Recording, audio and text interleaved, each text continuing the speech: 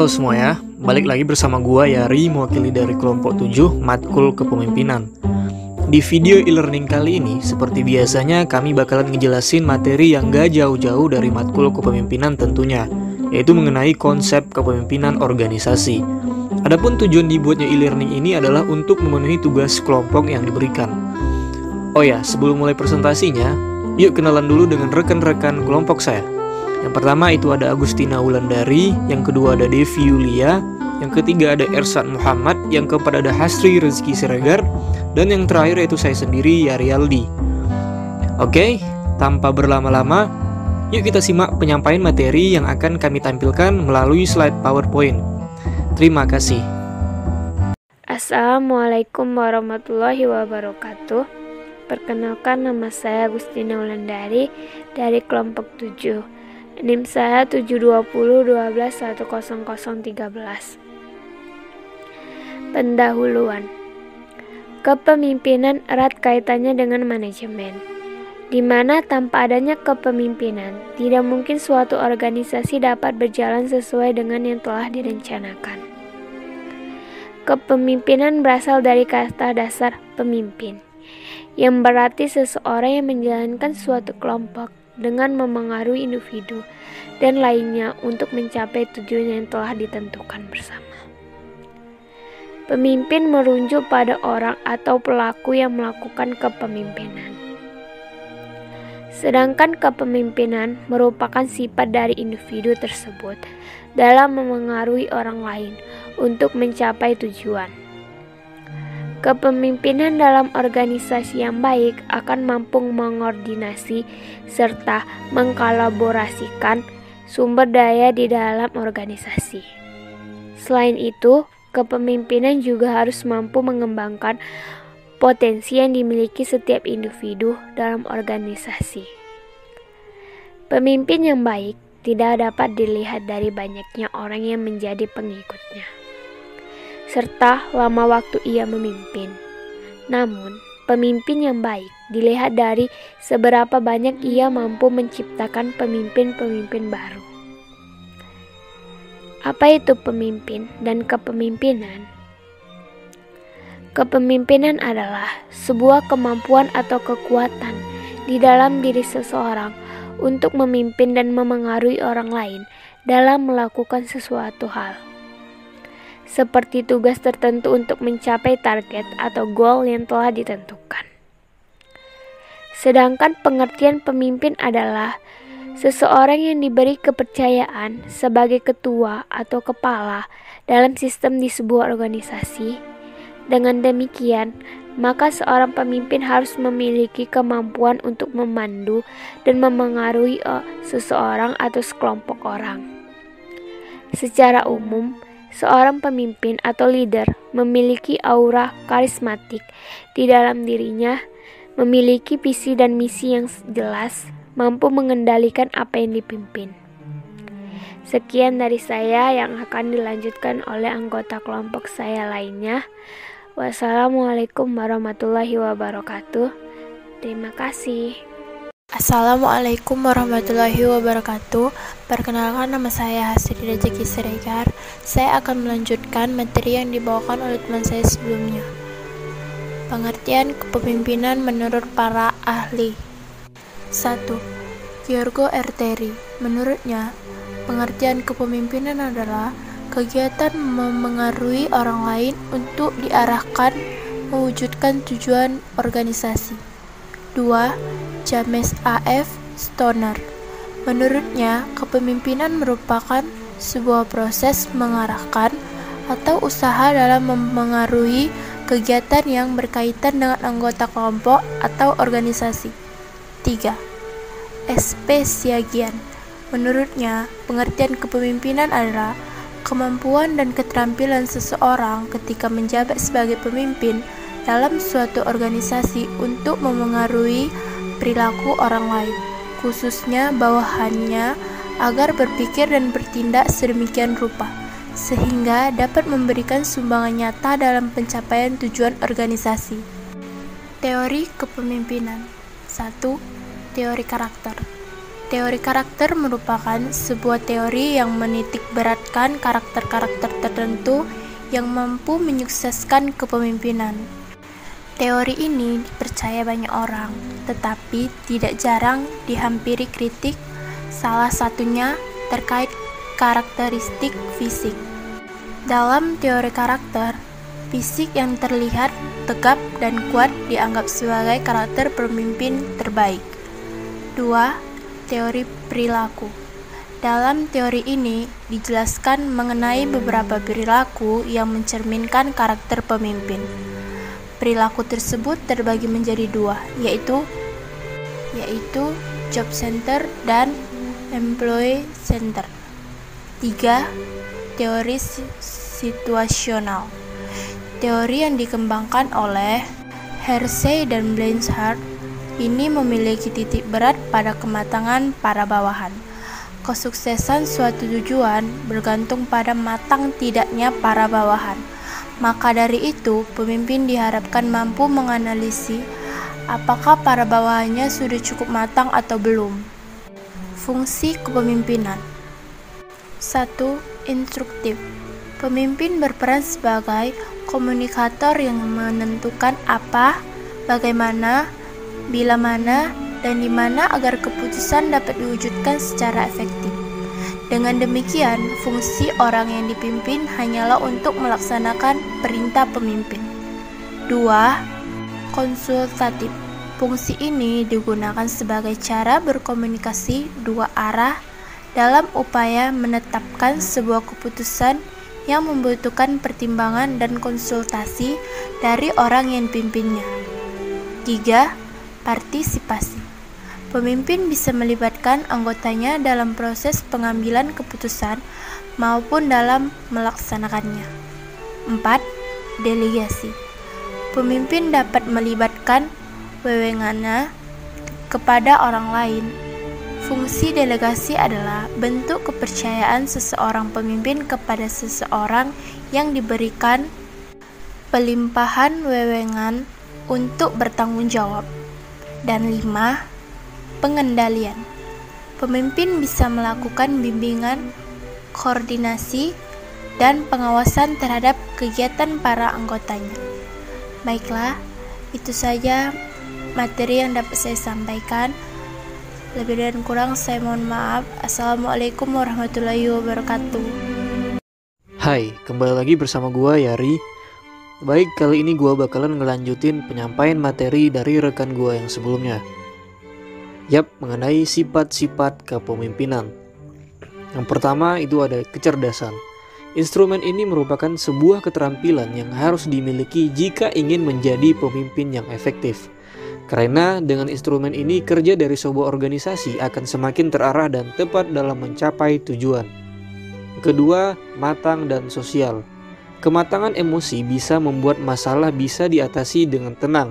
Sementara instrumen berupa kecakapan sosial ini berfungsi untuk meyakinkan setiap tujuan yang ada di masyarakat atau kelompok untuk bernegosiasi dan meyakinkan dalam mencapai tujuan. Yang ketiga yaitu motivasi. Instrumen ini berupa keinginan yang kuat untuk berprestasi bisa membuat suatu organisasi menjadi lebih efektif memperoleh misi yang telah dicanangkan. Motivasi merupakan dorongan yang kuat dalam diri untuk bisa mencapai target dengan sukses. Yang terakhir yaitu empati. Instrumen ini adalah cara pemimpin untuk bisa memahami apa yang orang lain rasakan. Karena dalam mencapai tujuan, pemimpin tahu bahwa organisasi membutuhkan kerjasama dan kekompakan anggotanya.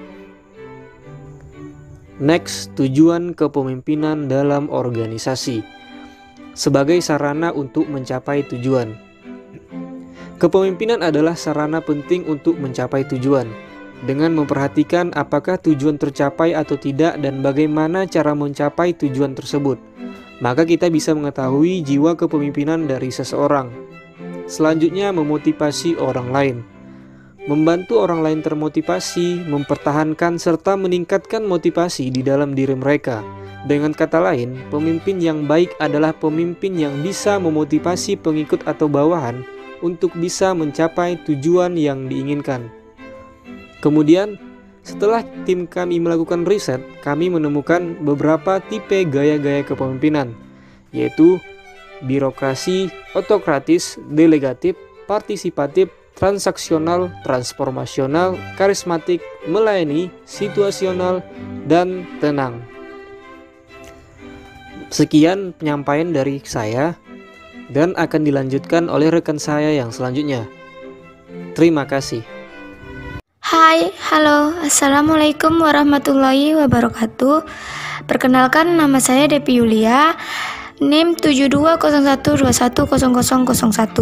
Saya dari kelas Manajemen A semester 1 2020. Saya dari kelompok 7. Di sini saya akan membacakan keterampilan yang harus dimiliki untuk menjadi seorang pemimpin.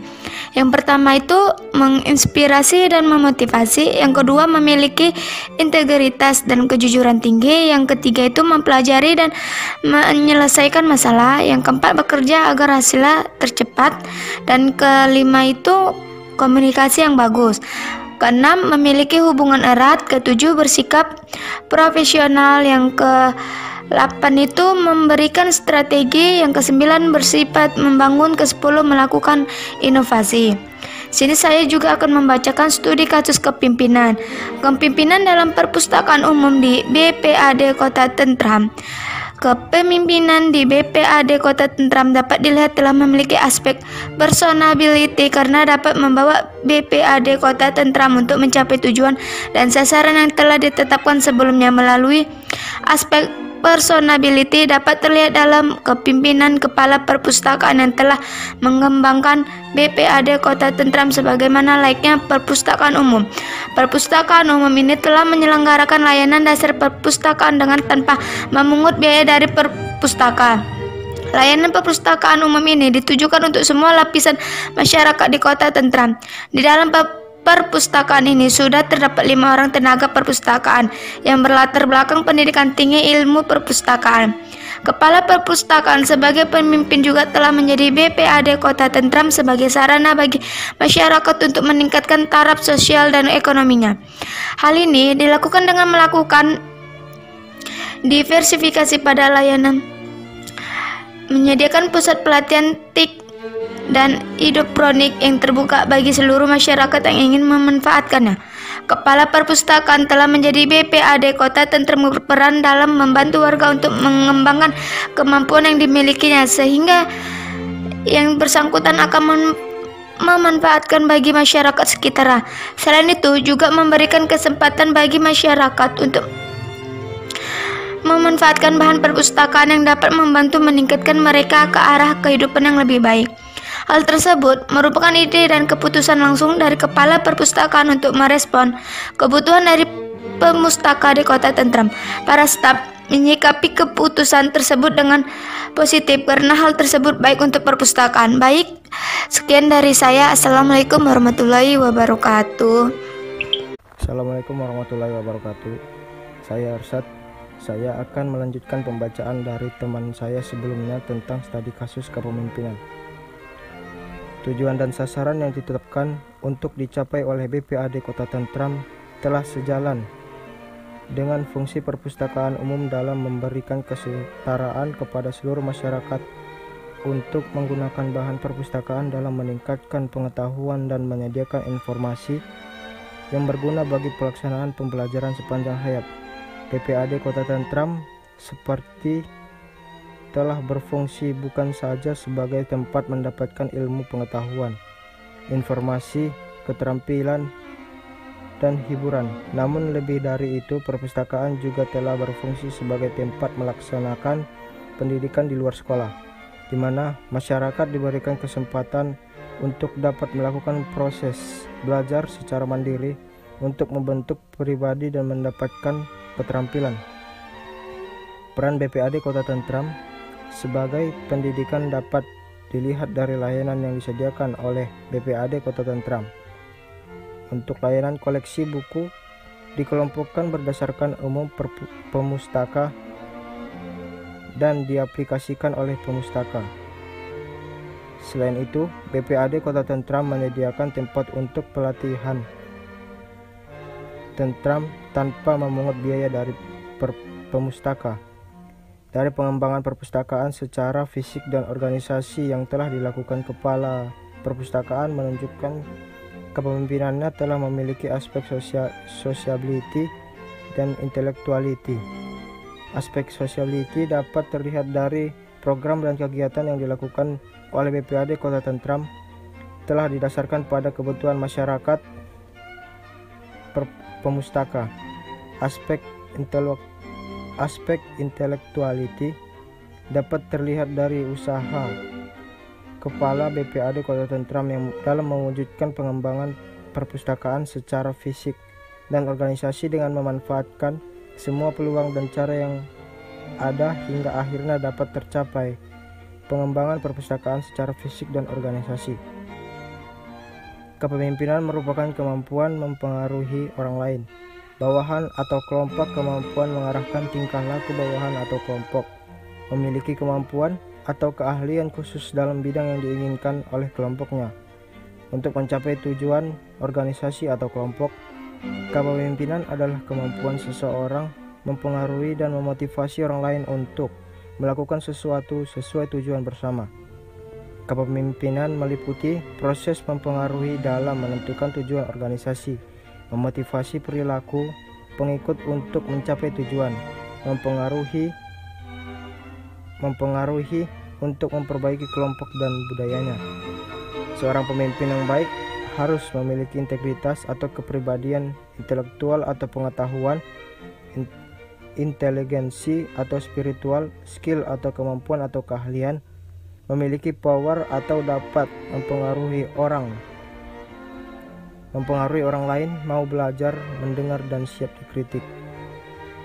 Apabila ketujuh isi dari esensi atau hakikat kepemimpinan tersebut telah dimiliki oleh seorang pemimpin, maka pemimpin tersebut akan arif dan bijaksana. Pemimpin yang paling efektif dalam pemimpin yang mampu menyesuaikan gaya memimpin dan beradaptasi dengan berbagai situasi. Sekian dari saya. Assalamualaikum warahmatullahi wabarakatuh. Nah, gimana? Harapan kami semoga bisa membantu untuk menambah pengetahuan para pembelajar agar bisa lebih memahami materi, khususnya mengenai konsep kepemimpinan organisasi. Mengutip quote dari Napoleon Bonaparte, seorang pemimpin yang baik adalah pemimpin yang bisa membesarkan semangat dan harapan-harapan kepada anggotanya. Sekian dan seperti biasa, terima kasih.